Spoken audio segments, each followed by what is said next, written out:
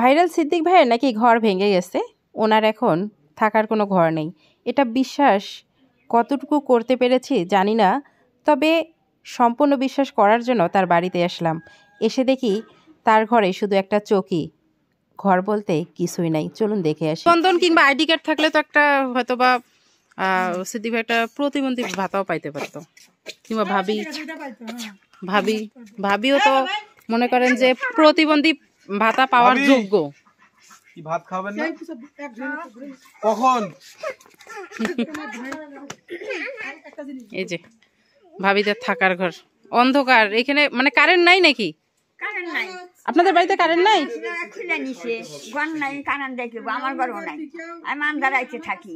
আচ্ছা, আপনাদের বাড়িতে কোনো মিটার নাই? না, আমার ঘরে কারেন্ট আসিল, আর ঘরে কারেন্ট নিছে।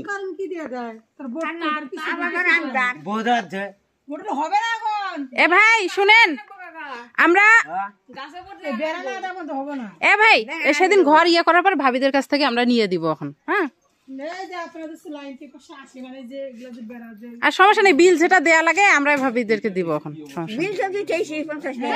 আচ্ছা হোক।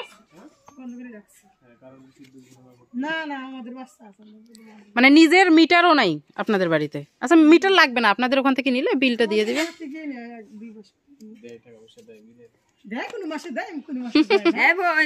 আচ্ছা হোক, এখন থেকে দিয়েন, আমরাই হচ্ছে মিটারের বিলটা দিব এখন, সমস্যা নেই।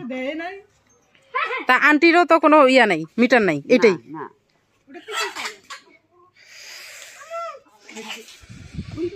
তো মোটামুটি আমরা তাহলে ভাবি আপনি একটা কিষান দেখেন, একটা না দুইটা দেখেন, তারপরে আমরা আসবো। আসার পরে বাড়ির কাজ ধরবো, ঘরের কাজ ধরবো। দেখি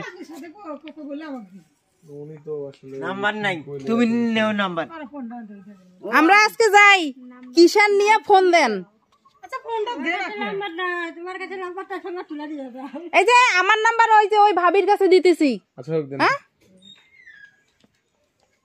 তো ভাবি শুনুন, আপনি তাহলে হচ্ছে মোটামুটি খড়িগুলো না হলে তো মন 10-এর কাছাকাছি না, 8-10 মিনিট।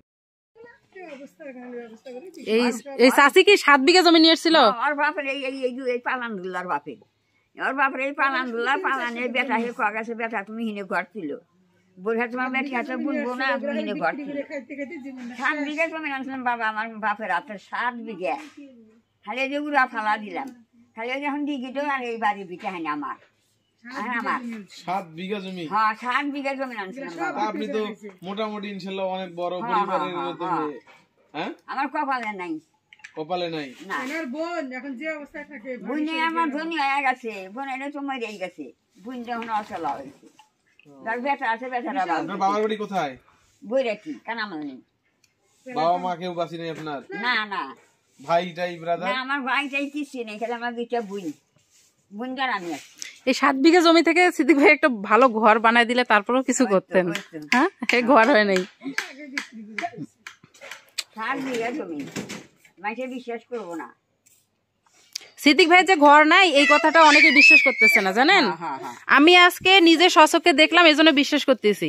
আর যারা ভিডিওর মাধ্যমে দেখবে তারাই বিশ্বাস করবে। আমি তো কইতেছি, যাইলো মেয়ে, এখন মেয়ে ডাইলো, বেটা ডাইলো, দেখা গেল, তারা আলি ফেলা দেখা গেল না। আমরা তো সিদ্দিক ভাইয়ের কথা বিশ্বাস করি নাই, এই জন্য দেখার জন্য আসছি। আমিও কইতেছি, ওরা তো এইসব না। আর আসার পরে দেখলাম যে আসলেই ঘর এই যে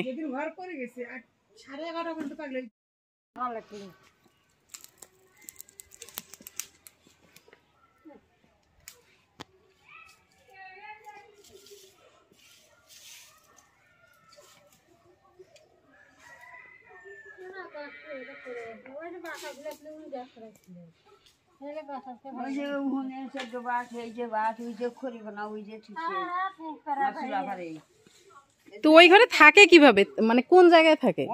থাকে না, জায়গা নাই, জায়গা ঘুমিনা জায়গা নাই, বেটা মাহারা কাম করে। কোন ঘরে থাকে দেখি একটু। বাবা সিদ্দিক ভাই এই ঘরে থাকে, হেনে থাকে সিদ্দিক, এখানে থাকেন। ভাইরাল সিদ্দিক এক নামে সবাই চেনেন, কিন্তু কেউ কি জানেন এই লোকটার মাথা গোজার এখন একটা ঠাঁই নাই, ঘরের উপরে ছাউনিটাও নাই। একটু ইচ্ছা করলে আমরা কিন্তু এই লোকটার পাশে দাঁড়াতে পারি, এই লোকটার মাথা গোঁজা থাই করে দিতে পারি। সবাই মানবিক দিক থেকে এই লোকটার পাশে দাঁড়ান দয়া করে। সিদ্দিক ভাইয়ের ওয়াইফকে বললাম কি রান্না করেছে, দেখলাম শুধু মরিচ ভাতে দিয়েছে ভর্তা করবে বলে। আর উনি বললো সারাদিন কিংবা প্রতিদিন আমরা মরিচ ভর্তা কিংবা আলু ভর্তা দিয়েই ভাত খাই, তাই সামান্য কিছু কাঁচা বাজার সিদ্দিক ভাইকে আমরা কিনে দেওয়ার চেষ্টা করলাম।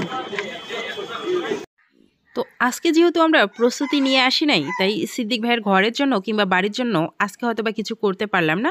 তবে খুব শীঘ্রই অল্প কয়েকদিনের মধ্যে আমরা এসে সিদ্দিক ভাইয়ের একটা মাথা গোজার থাই করে দেওয়ার চেষ্টা করব। অবশ্যই ভিডিওর মাধ্যমে আপনাদেরকেও দেখাবো। মাথা গোজার থাই হলে তারপর তার কর্মের একটা সংস্থান করে দেওয়ার চেষ্টা করব ইনশাআল্লাহ।